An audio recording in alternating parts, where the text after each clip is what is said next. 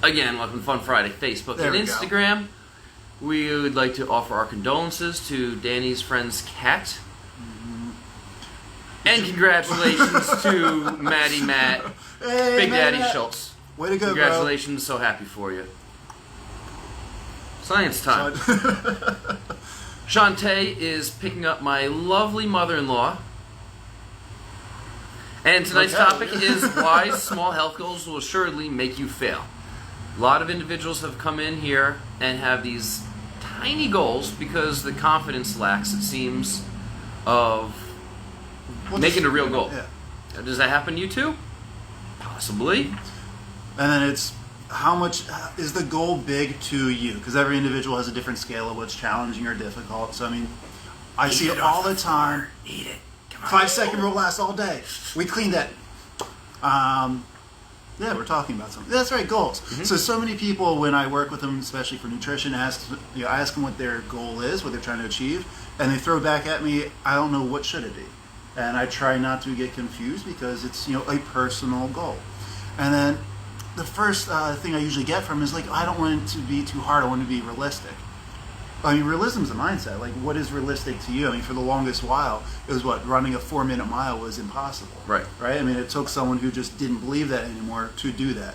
No, there's hundreds of people that's done it. So what's realistic is really just what is your mindset, and who cares really if you fail a goal as long as you go for it. And most people, only 20% of people actually have goals, which, I don't know, that was surprisingly low. It is. Very low. But we fail 70% of the time for our goals, failing being you didn't achieve fully what you wanted to. That one didn't surprise me as much. So when you fail forward. I mean, that's Absolutely. simple and a very good idea. 'Cause, I mean, let's say you aim for a big health goal of wanting to lose 50 pounds and go to a 12-minute mile, right? Pretty big goals for a lot of people. Mm-hmm. Maybe you fall short and you only get 42 pounds. You're down to, like, I don't know, you drop your mile by 3 minutes.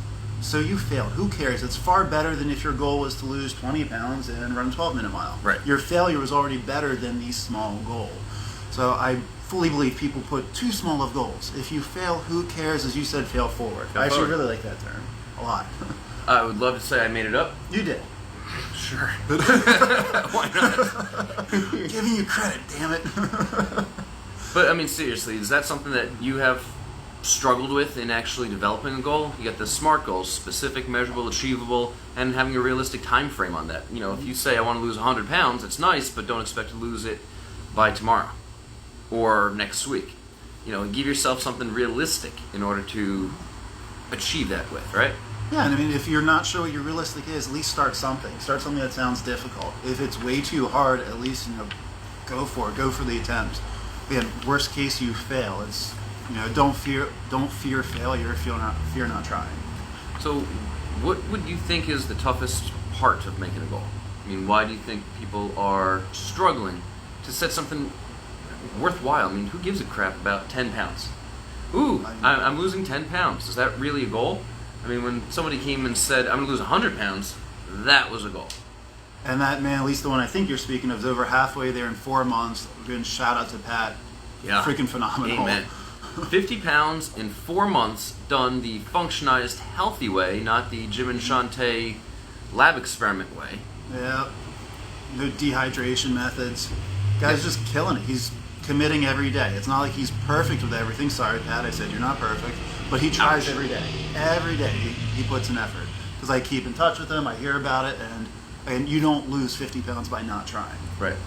He hasn't been successful every time. Sorry, I keep using an example, but you're a prime example of a major goal and how successful you can be when you just put your heart to it. And after you lost the first 50, I'll not forget this. I'm like, okay, so what's your next goal? He has looked at me almost confused, like I asked a dumb question, like, the next 50. I'm like, Duh. Bravo, done. Half the time. Let's see it happen. What about the individual whose goal was to get off diabetes medication, if it was at all possible? Oh, you mean the irreversible medical condition? The irreversible of medical diabetes? condition that all of a sudden the drugs have had to be stopped Yeah. because they were lowering his blood sugar too much.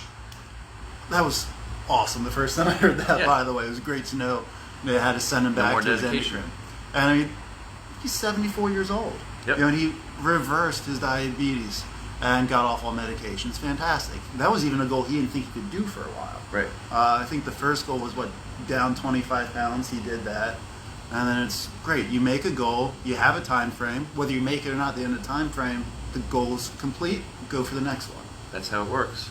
And again, if you think it's too much, or your friends or family are telling that you're crazy, why you're trying so hard, you're probably on the right track. Yeah, and it's not their goal; it's your goal. Mm-hmm. So they're not the ones that have to get up every day and go through what you're going through. They not walk in your shoes. They have no idea what it's like. So take it with a grain of salt and kind of just dismiss it and do you. And the biggest motivator for better goals is succeeding in a tough goal to begin with. You want to build confidence? Do something that's damn difficult for you. Mm-hmm. I mean, that will build your confidence and motivation more than anything. Is seeing success, having that belief that you can do it. Now you can do something harder. I think that's why I enjoy the Spartan runs. I mean, what is it that you guys enjoy out there? Mm-hmm. But when you're running through the mountains on a hot summer day, going through obstacles, and I mean, literally, It's they're intense. obstacles. It can get intense, especially if you push yourself and go for it. Because you plan on doing the trifecta in the weekend. In one weekend in October Okay. of coming up next year. So that's going to be a blast. Then there's the kids race that I get to participate in.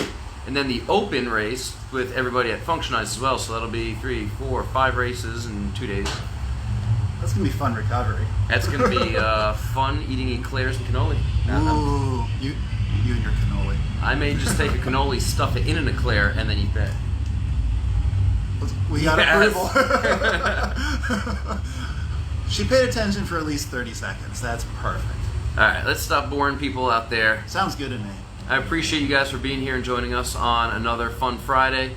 When you have your questions, keep doing what you always do and DM us and let us know. And as always, I greatly appreciate you being here with us.